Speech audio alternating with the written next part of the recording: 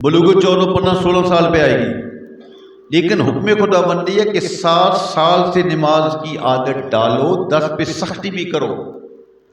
کیوں؟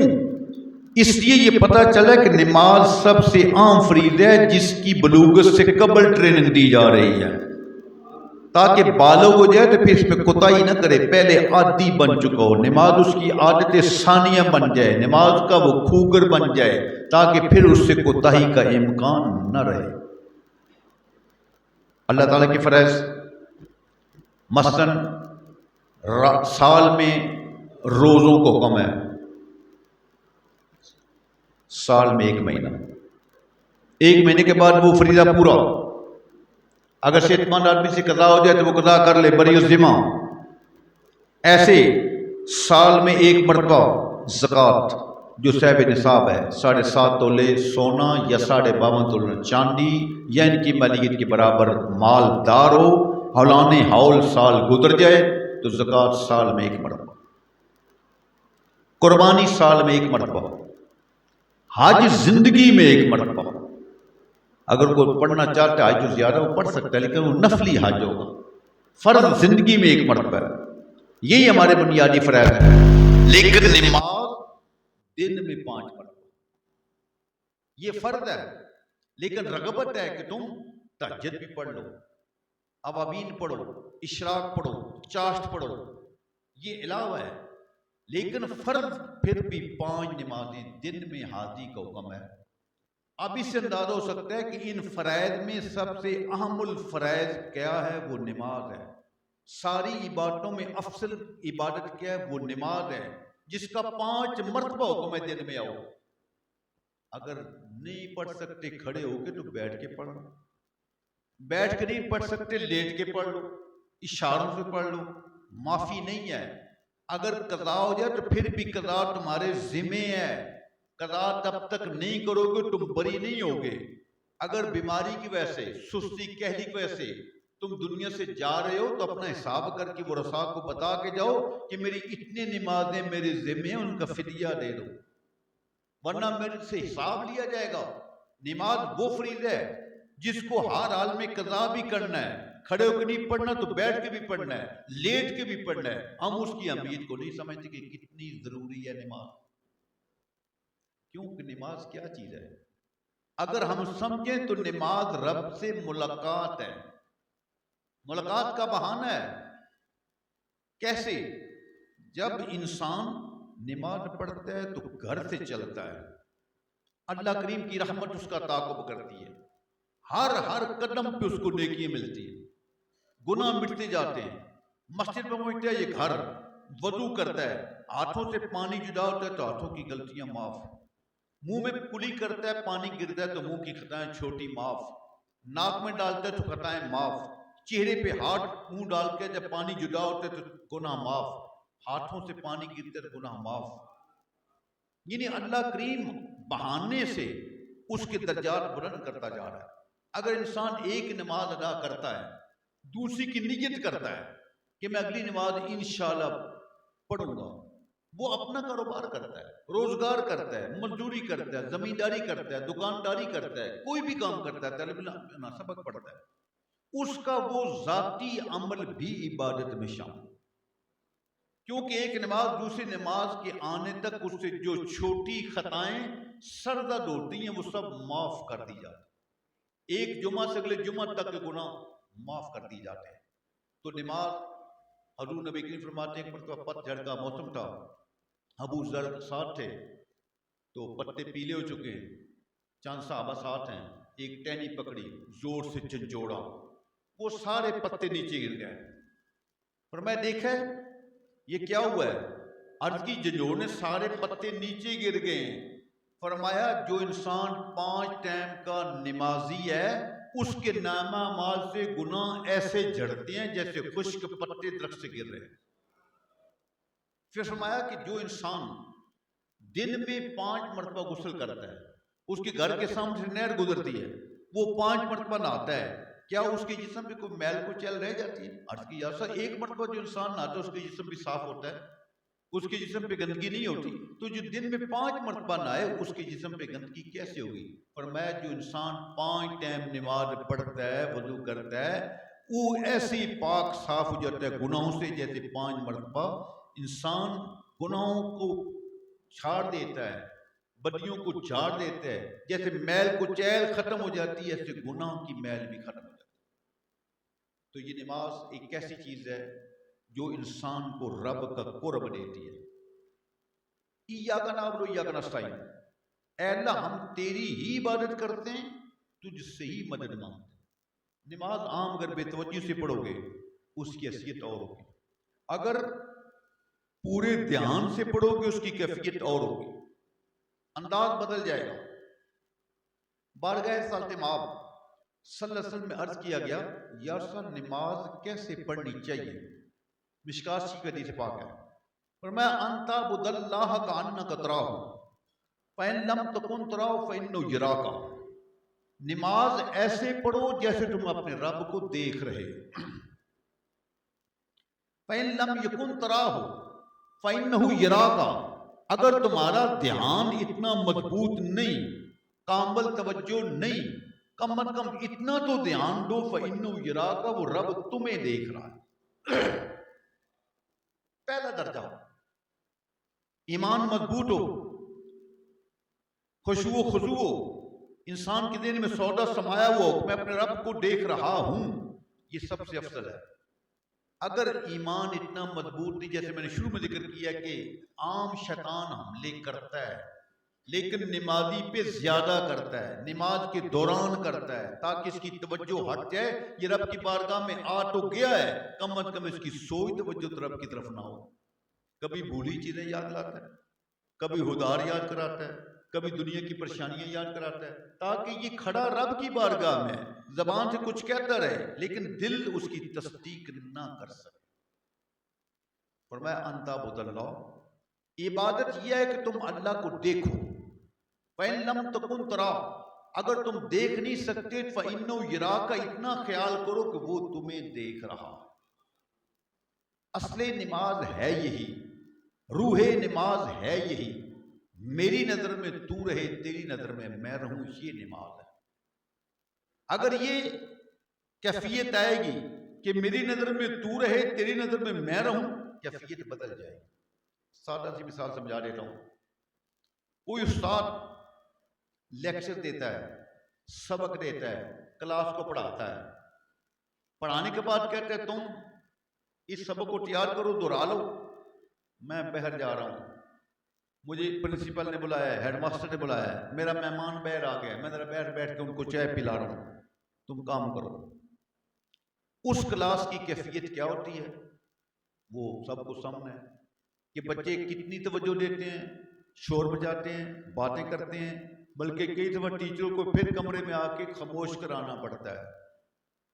اگر وہی ٹیچر سبق پڑھانے کے بعد کہتا ہے میں یہاں موجود ہوں، کرسی پہ بیٹھا ہوں، کہ تم پڑھو، میں تمہاری کلاس میں راؤنڈ لے رہا ہوں، چکر لگاتا ہوں، میں تمہیں واچ کر رہا ہوں، تم جو کام دیا اس کو کرو، میں دھیان سے دیکھ رہا ہوں، اس کیفیت کلاس کا کیا حال ہوگا جس میں ٹیچر موجود ہے، اس کلاس کا کیا حال ہوگا جس کا ٹیچر پڑھا کے چلا گیا؟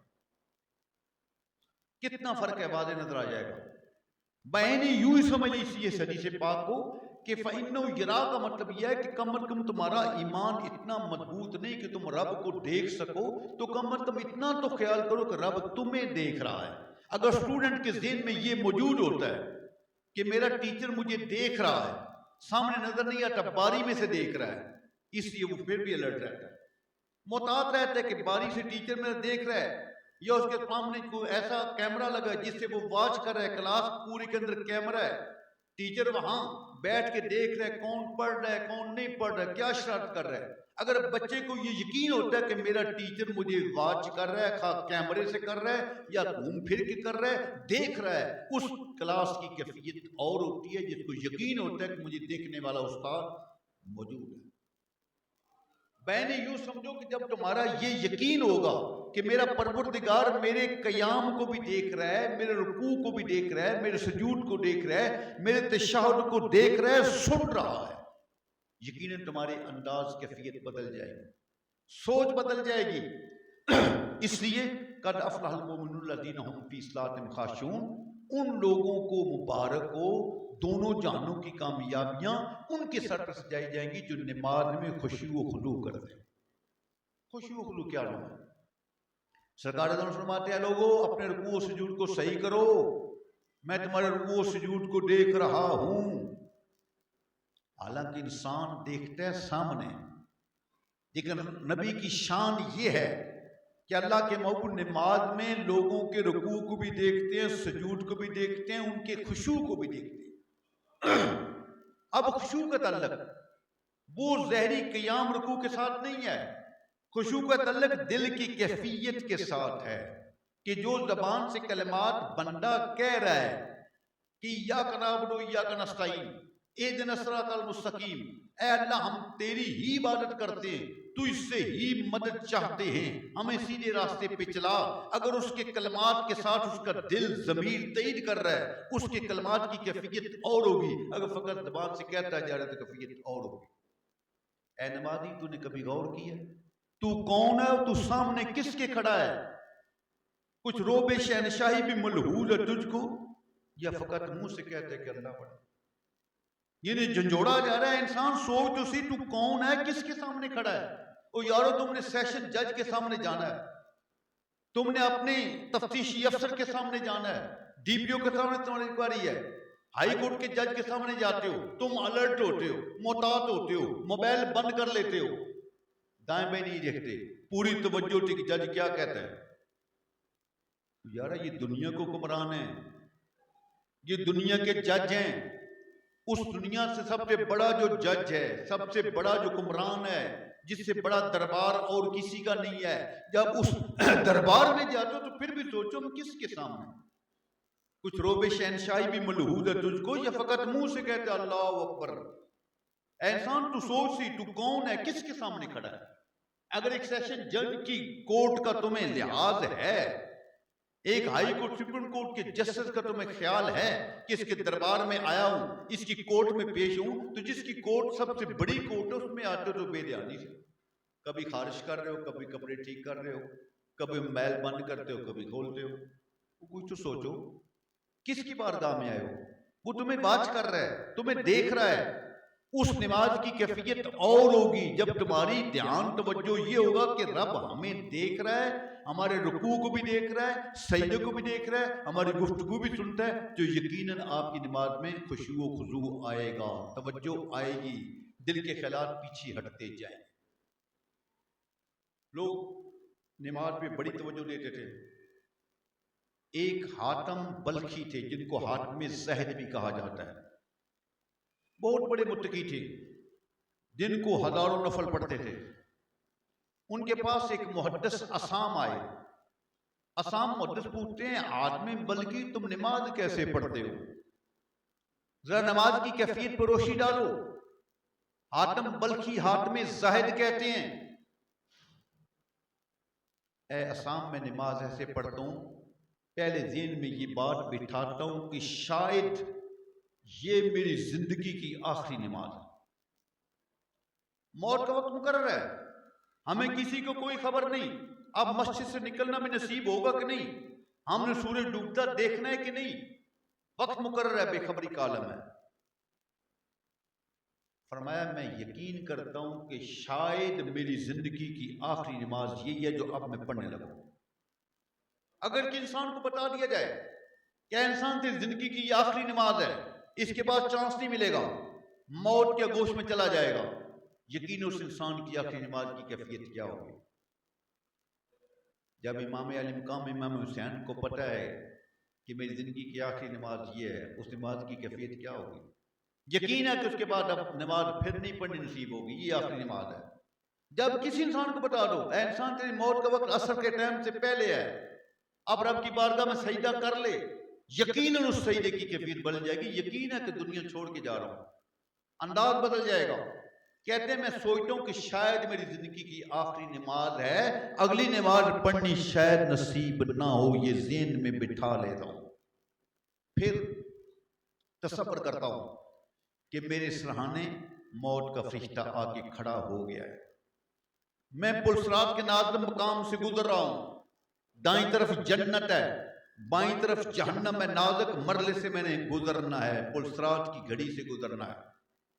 یہ کیفیت میں ذہن میں بٹھاتا ہوں، پھر نماز شروع کرتا ہوں۔ اسام محدث سن کر حیران رہ گئے، پوچھا اے حاتم بلخی ایسی نماز پڑھتے کتنی مدت گزر گئی ہے؟ فرمایا 30 سال گزر چکے ہیں، 30 ایئرز، 30 سال سے میں ہر نماز زندگی کی ایسے ہی پڑھی۔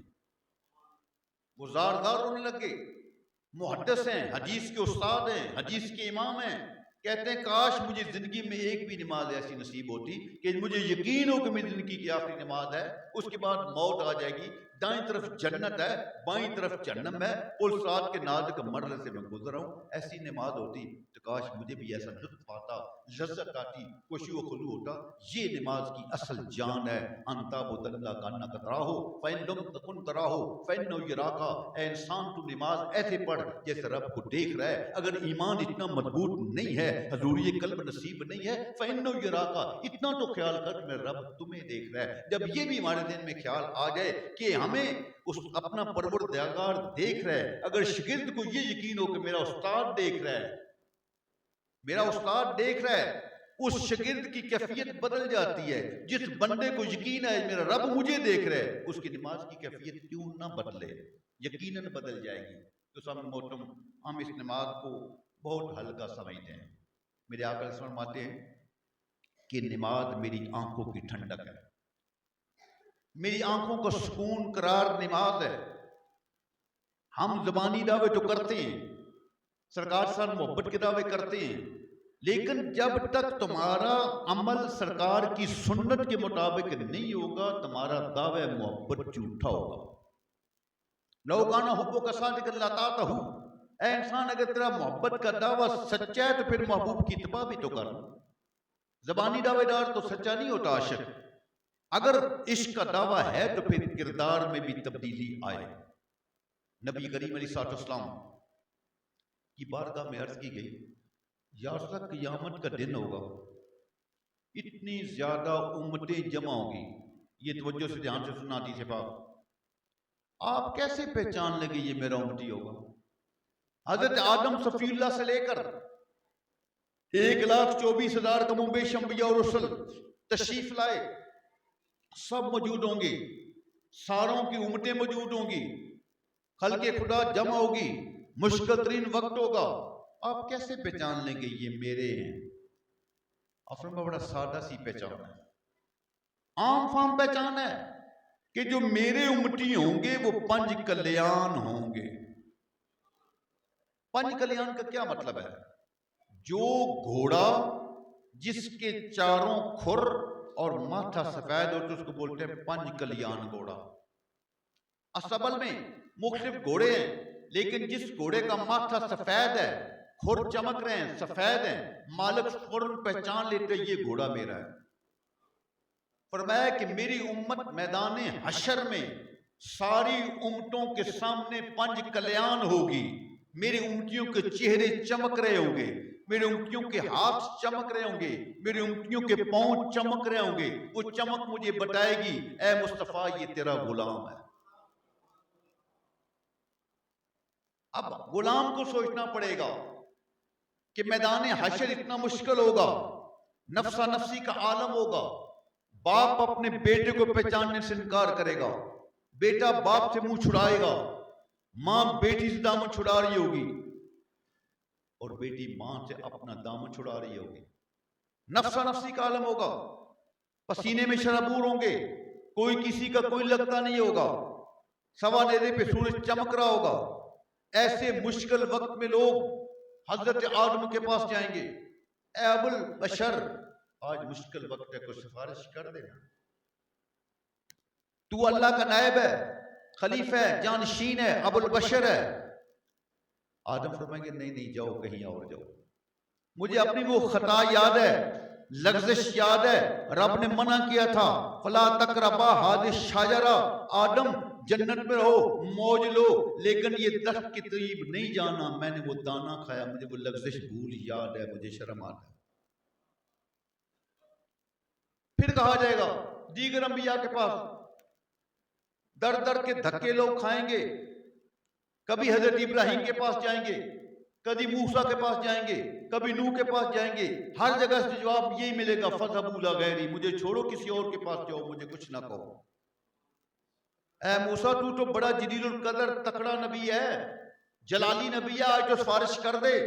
मूसा कहेंगे मेरे अंदर जलाल था लेकिन लोगों के लिए, रब की बारगाह में नहीं। आज परवरदिगार जलाल में है, मेरी क्या जरूरत मैं रब के सामने रब कुशाई कर सकूं। लोग फिरते फिराते चलते चलाते हजरत ईसा रूहुल्लाह की बारगाह में हाजिर होंगे। ऐ ईसा तू तो रूहुल्लाह है, तू तो कलेमतुल्लाह है, तू तो बिन बाप पैदा हुआ है, अल्लाह का कलमा तू है, रूह तू है। खुदा रा आज हमारी सिफारिश कर दे, हमारी बख्शिश का जरिया बन जा, शफी बन जा। हजरत ईसा कलीमुल्लाह फरमाएंगे, हजरत ईसा रूहुल्लाह फरमाएंगे नहीं नहीं, मेरे अंदर ताकत नहीं है, अगरचे मैं कलेमतुल्लाह हूं, रूहुल्लाह हूं, इसमें कोई शक नहीं, लेकिन मेरे अंदर ताकत नहीं कि रब की बारगाह में मैं सिफारिश कर सकूं। हाँ, मैं तुम्हें एक दर ऐसा बताता हूं, एक आस्ताना ऐसा बताता हूं जिस आस्ताने से कभी कोई सैल खाली नहीं गया। अम्मा सैल फला तनहर, रब की शान है, बख्श है। तीस वर्ष में कि महबूब सैल को झिड़कना नहीं, तू देता जा, तू देता जा, तेरे खजाने में कमी नहीं आएगी। किसी सैल को मारूम नहीं करना, तुम ऐसे आस्थाने पे जाओ कभी सैल खाली गया नहीं। पूछा कहां जाएं, तो मैं मोहम्मद मुस्तफा के दरबार पे, जिसके आस्थाने से कभी कोई खाली नहीं जाता। ला इलाहा इल्लल्लाह, कोई माबूद नहीं सिवाय अल्लाह के, वो मोहम्मद अल्लाह के रसूल हैं। वो ला का कलमा जो आया है अल्लाह के कलमे के अंदर, उसके अलावा कभी आपकी जुबान पे ला नहीं आया, हमेशा हाँ ही आता है, नाम ठीक है ठीक है।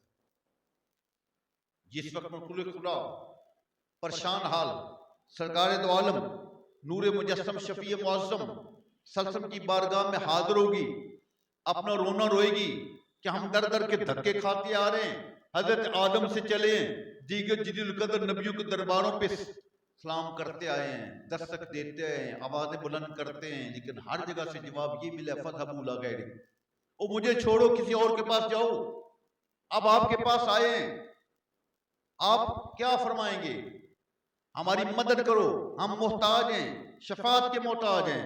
मेरे आका ये नहीं फरमाए फज़हबू इला गैरी, किसी और के पास जाओ। फरमाए आना लहा, आना लहा, जिसका कोई नहीं आज उसका मुस्तफा है, जिसका कोई नहीं आज उसका मुस्तफा है। लोगों, मैंने हदीस पेश किया, सरकार फरमाते हैं मेरी उम्मत 5 कल्याण होगी, मैं दूर से पहचान लूंगा ये मेरा उम्मती है। उम्मती वो होगा जो नमाज पढ़ेगा, जिसका चेहरा धोया जाएगा, वजू करेगा तो आज़ाद चमकेंगे। अगर तुम मस्जिद नहीं आते, नमाजी नहीं बनते, तुम्हारा चेहरा नहीं चमकेगा। मुस्तफा तुम्हें कैसे पहचानेंगे? अगर मुस्तफा नहीं पहचानेंगे तो किसके दर पे जाओगे? अगर कमली वाले आका तुम्हें मैदान हशर में पहचानने से इनकार करते हैं, नहीं ये मेरी सुन्नत के तारक हैं, मेरे मिशन के खिलाफ चलने वाले हैं, मेरी सुन्नत के अमल नहीं करते थे, ये मेरी उम्मत से नहीं है, फिर किसके दरवाजे पे जाओगे? कोई और दरवाजा है, कोई और दर है, और कोई दर नहीं। बाकी उम्मतें भी धक्के खाते खाते दरे मुस्तफा पे आएंगी, तो उम्मती का हक बनता है कि आका फरमाते हैं मेरी आंखों की ठंडक नमाज में है, अपने आका की आंखों को ठंडा करो, वुजू करो, बाजमात नमाज रखो। इसके साथ क्या होगा? दुनिया में भी बरकतें होगी, कब्र में नूर होगा, रोशनी होगी, हशर में सरकार दो आलम की शफाअत नसीब होगी।